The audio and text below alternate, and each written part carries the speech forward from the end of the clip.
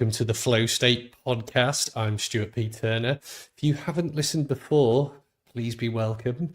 If you have listened before, welcome back. And what I thought I'd do today is, we've spoken quite a bit on the last few episodes about some, more ephemeral academic subjects, the sort of morality of the tools that we're using. Is there any? Should we perhaps apply some? The risks inherent in obsessing over the tools and tasks instead of outcomes. We've talked about like the general impact of AI. So what I thought I would do today in a dramatic turn of events is just zoom in on more of the practical day-to-day of what we're doing here at Flow State, the concepts upon which we build our thinking and our services, the conceptual foundation, if you like, and also just refer to my business partner, Eve, in the US, who has written a handy article which explains this very eloquently, which I will share with this podcast. So if you are not familiar with Flow State itself, we are a very much account-based or account-focused business. Now, it can be a bit confusing in terms of trying to sell what we're doing because we're a bit of a hybrid of, part agency, part software solutions, part consulting, not really, one or the other. We blend all those things together. And the way that we do that is to, sort of also blend together or go beyond just functions. Like, we're not a marketing business. We're not a sales business.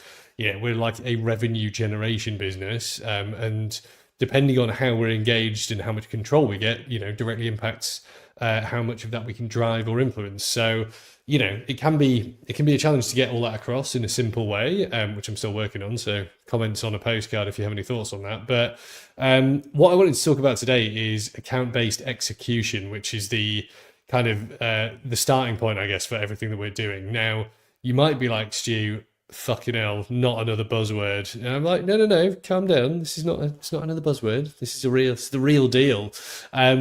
And this ties together not just what we're doing at Flow State, but also my business partner Eve's consultancy in the US, as well as the project that we are working on together, which will be coming to market in 2026. So stay tuned on that one. But look, the reason that we like account-based execution and the reason that it isn't just another, reinvention of something is it is you're going beyond functions here, holistic view at how to target the specific accounts that you want to talk to, looking at your buyer groups within those accounts, and then executing not just in silos in different functions, but across your business. So it's nowhere near as complicated as it sounds. It's very simple, but as I said, it isn't just looking at any one function or any one tactic. It is looking end to end at how you generate revenue in your business, and then activating all the different bits and pieces that we need and making sure that people collaborate effectively across the entire customer journey, and everyone has a clear line of sight as to how they're actually contributing, which ironically you often don't, right? And I've been reading a load of articles this week about this, about the risks now inherent in sales because AI is getting pushed everywhere, but it actually just lies its way through to perform better, or the issues of huge wastage in marketing because of the incredible amount of click farms and spam that are just trying to make ad dollars out of clicking on your adverts, right? There's all these problems in the digital industry that nobody really everyone knows they're there, but nobody really kind of talks about, and nobody's really trying to address them. Like, there's a lot of waffle and hot air from people like the IAB who, claim they've got standards that can help you, but they don't really, because we're still inundated with, like issues and wastage and, fake ghost clicks and all kinds of crap. So, again, ABX is a way to just cut through all that, just push it to one side and focus on things that work, right? That connect you directly to your audience without all that nonsense happening, right? Then you can go back upstream and you can make sure that it's working effectively. So that's what I want to talk about today. And as I mentioned, the reason that I want to talk about that is because that is how Flow State itself operates. That's how we build our solutions. And the reason it's really relevant down here in this here wonderful region, Asia Pacific, is because we, in the growth, sort of space, if you're a marketer, you're a salesperson, you're anything in between, whatever, often have to wear a large number of hats, right? Because our region, is kind of really concentrated in some respects and incredibly diverse and not concentrated in some others. And we're often sort of, we're forced to be multi-skilled. We're often looking at different disciplines and specialities and tactics and blah, blah, blah. So, Eve over in the US, like she might be working with teams that are highly specialized. There might be loads of people who can cover a lot of these bases. Down here, typically it'll be, much fewer people covering all those bases together, right? So that makes ABX even more useful because it just cuts through a lot of the noise and allows you to really focus on what's moving the needle from a revenue perspective. So look, a lot of the chat about this, and you may have heard the sort of the trends coming out of like the US, Europe, and people being like, oh, is it just a rebrand of ABM? And you're like, well, no, it's not. It's a completely different discipline to ABM. We are big ABM proponents, by the way, but the challenge with that is that it's been chucked into the marketing bucket, right? So if you say ABM to some people, they'll get it and they'll understand that it's not really just a marketing discipline. It's it can stretch beyond that, but it's been kind of tarred with it's just marketing stuff. It's not really going to like do anything significant. Whereas ABX, like account-based execution, spans sales, marketing, brand, like customer success. Like you've got a team. If they should be involved, they can be involved. It's not just locked away in one function. And look, the reason that we like it is because there's 4 kind of key areas that we work on specifically as part of our program, and that we deliver to people that just bring this to life. So there's a few distinctions that Eve draws in her article. What ABX demands that ABM doesn't, right? So shared dashboards and shared views of data, like creating a layer or a fabric, if you like, if you've worked in the data world, between all these functions, not siloed KPIs. So you don't want MQLs, you don't want SQLs, you don't want like the marketing dashboard, you don't want the sales dashboard. You need a unified view of both the leading and lagging indicators that are directly impacting your ability to create revenue movement or grow revenue, right? Now, everybody knows that you should have that. It's very rare in a business that anyone actually does have that, right? You've probably got a dashboard in your CRM, you'll have a deal pipeline, your marketing team will have a billion different reports that they say are all amazing. Everyone says they're doing amazingly well, right? But if all that stuff's not driving more revenue, what is the actual point? Because, I don't know about you, but I don't work, because I love working. Like I work because we live in a capitalist era, period.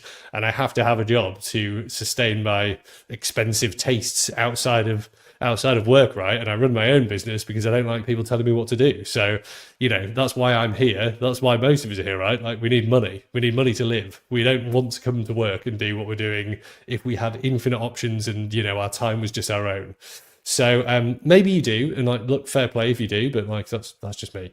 So where did I start with that? So yeah, like so shared KPIs, shared success. How are we all actually contributing? Most people will feel a lot more satisfied knowing that their job actually has some meaning and some significance, not just like, oh, I've generated 5,000 clicks last month on this ad.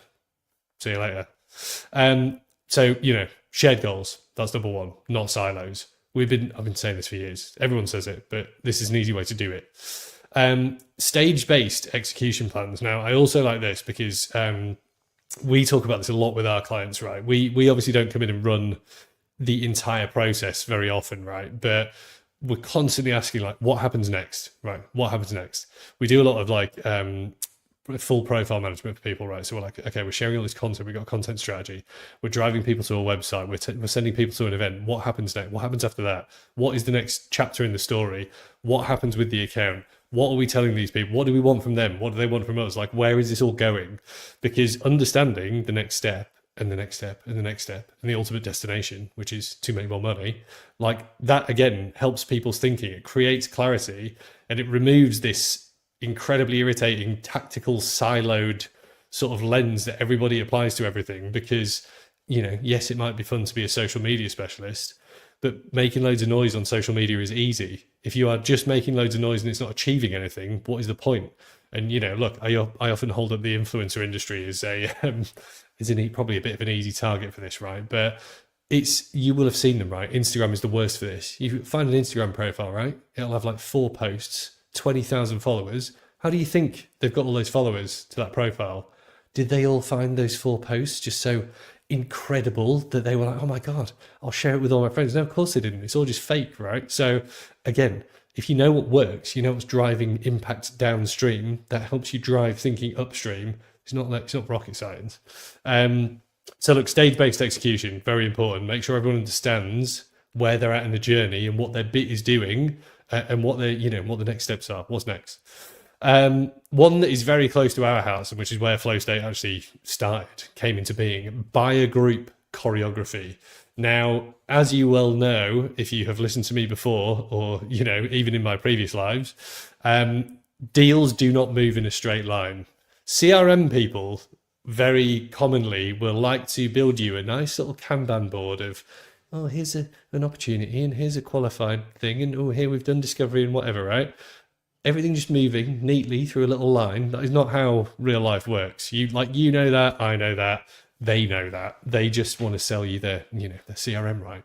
So what you need to be able to do is map all of your stakeholders, and this is old school stuff, right? Like, who's in the buyer group? What roles are they fulfilling? Where are they at? Like, what's everyone doing?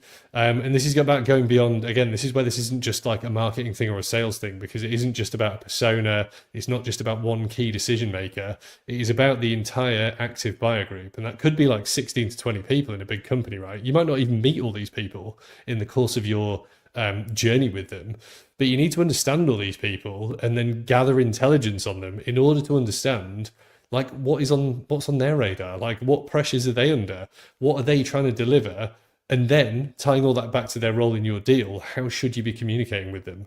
And look, as you well know, like I know this from the the sometimes very thankless task of selling what we're doing here, right? Like, a deal might be moving really fast. You might be like, oh my God, we've got loads of great traction. We've got this one person who we're talking to. Then you suddenly realize that this person's been like bigging themselves up for like months to you. They don't have any decision-making power whatsoever. And suddenly their boss is back from holiday and they're like, what the hell are you doing? Like, who are these people? Then suddenly you got to restart the process, right? So your deal's not moving forward anymore. It's moved backwards. Or, suddenly everything's going super well. There's a policy change. Some, narc from compliance has come in and he's like, excuse me, everyone, what are you guys all doing over here? Stop all of that. And then you've got to go back and do a load of like basic governance. Like, this happens all the time. And this is not linear. It's not a linear process. However, if you are mapping your buying groups correctly and you understand the dance, and where we all fit in and how things might happen and when they might happen, you're prepared. You've got a good feel for this stuff. You're going to be ready when this happens. You can even preempt some of these things, right? And you'll have a much better idea of how to manage your deal pipeline if you have all this information. And what we're working towards is, just building this real-time view of this stuff, right? Where triggering changes in your decision making, suddenly the compliance person's back, right? And you're like, oh my God, we thought we could get away with it. But no, now we've got to go through like a big form and find a load of information about our business. If you can get that information straight away, you can act on it faster. This isn't rocket science stuff, right? And then the final point, which I really like about this is, enablement built for action, not awareness. So as I mentioned at the start, very easy to generate awareness if you know how to make enough noise in the right spaces. But that doesn't necessarily help anyone, right? Like, noise and awareness doesn't help. Engagement with what you are doing helps, and that's what gets things moving, and that's what unsticks deals, right? So if you're not engaging with people actively, you're not talking to them, you're not supporting them, you're not enabling them to do their jobs, and this is particularly relevant if you're towards the the middle or sort of well, actually, no, forget that. It's relevant all the way through, relevant all the way through the customer journey, right? There's a load of jobs that people in buyer groups need to do that they don't need, me for, right? And my challenge as, the owner of Flow State, right, is I need to provide them with as much information as I can that they can find out about whether we're relevant, are we interesting, do we sound like we know what we're doing, like, are we a big enough, are we too small, are we a big enough business for them to even work with?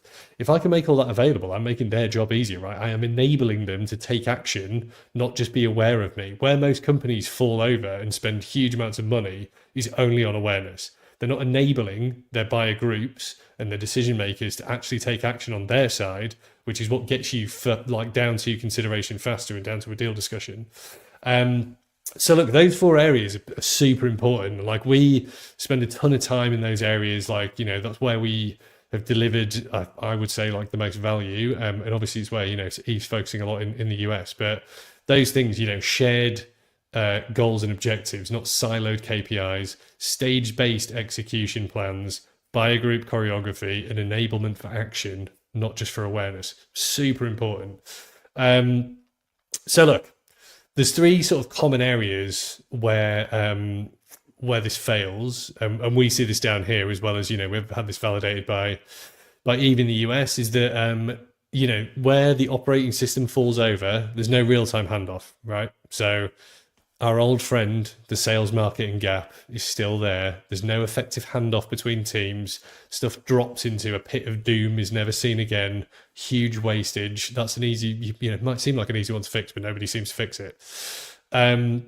If you're not supporting signal-based orchestration, right? So again, CRMs will try and sell you this. Everyone's trying to sell you this. Ooh, AI can give you like signals about stuff, buyer signals, buyer intent. You probably know as well as I do that a lot of the intense data that you can currently see is just scraped non-real-time garbage from publicly available sites that don't really tell you anything, right? Buyer intent is all based on typically very lazy categorization of certain signals that have been scraped from sources that are all just like, they're not real powerful intent signals. It'd be like, oh, someone's engaged with this category. Well, what does that mean? It means you might have bought a load of advertising data and you've loosely tied together some IP addresses with some, thematic stuff, and now you've got an amazing, set of intent stuff. You're like, it's all just, it's a bit like sellotape together behind the scenes. Doesn't really tell you what they say they're telling you. And the only way you can generate sort of really valuable intent-based signals, in our opinion, is you either make sure that you're tracking this effectively yourself, tying things back to individuals as much as possible, or when it's available, you start to use our new thing that we're going to release next year, obviously. But look, you've got to sift through the data. Like, this goes back to the old garbage in, garbage out conundrum, where a lot of the tools that will sell you this intent data, the data is intentionally opaque because they don't want you to know where they get it from. And they probably don't want you to know that they're not transforming it very much. They're just pulling it together and reselling it, right? So you have to interrogate this stuff a lot more closely than most people do. And don't just trust people who are marking their own homework to tell you that things are going to be successful or they're really accurate when you don't know that they are. So again, this is stuff that's not super hard to address, but a lot of people don't do it because it's outside the job description, right? And then the final point here is like, ownership of revenue, not just activity, right? So this is a sort of challenging one where, you need to sort of, you need to give people some view of or ownership of, the revenue driving activity that isn't just bucketed into sales, right? So that one can be more challenging. It's not necessarily super hard to solve, but it's certainly like probably the pointiest one and the most common, I guess, point of failure, because typically revenue is just tied to sales, right? Sales closing deals. That's in the B2B world, right? So look, I think in terms of what you can do with this, and the reason that I wanted to kind of run through this specifically, just drawing all this back to something a bit, I guess, a bit simpler and actionable, following our own advice, is if you want to do a bit of a like mini audit of your own, your own team, your own business, and see whether this is working, it's pretty straightforward. Just look at your teams, look at how this is all managed, chat to your sales team and be like, look, what what would be helpful for you guys to help you to sort of be more informed? What would be useful to know about these deals that's going to help them move faster? Talk to your marketing teams and be like, look, how can we tie these activities more closely to the accounts that sales are working on? Like, how can we change our tactics? How can we change our advertising? How do we like take insights from the things that sales teams are doing? Like, if they're recording their calls, you've got, like live amazing information coming through in like, sales conversations. Is that getting utilized by anyone, or is it all just going in some other bin somewhere that, we'll look at later? And look, the third thing is like, don't just rely on AI to do this stuff for you, because AI will just tell you what you want to hear. It doesn't necessarily tell you like accurate information. And if you don't know how to interrogate the models that you've got or the data that you're using, like that would be the first port of call for me. Like, do not believe the AI tools, like just, carte blanche. Like, they will lie as much as, I mean, they can't lie, but they will give you non-factual information if they think that that's the response you want. Because they're all built just to sort of, build engagement and look successful like any other digital tool. So look, I guess that's practical stuff. That's where we typically start. And look, there's easy ways to sort of start to deploy this. Like, it doesn't have to be super hard. But yeah, I just wanted to, give a quick I guess a quick rundown of how you can start to address these issues and why ABX is so important down here. Would love to hear people's thoughts. If you're like doing this already and you're like, oh my God, we're amazing. I'd love to hear some case studies. If you want to chat to us about it, like always more than happy to discuss and, be an external sort of pair of ears / give you opinions from outside your business. And I'll drop the link to Eve's article below this podcast so you can read more. If you want to subscribe to a newsletter, it's very interesting. I would highly encourage you to do that. So look, that's it from me for today. Thank you for joining once again. Hope you have a delightful weekend, and I'll be back next week.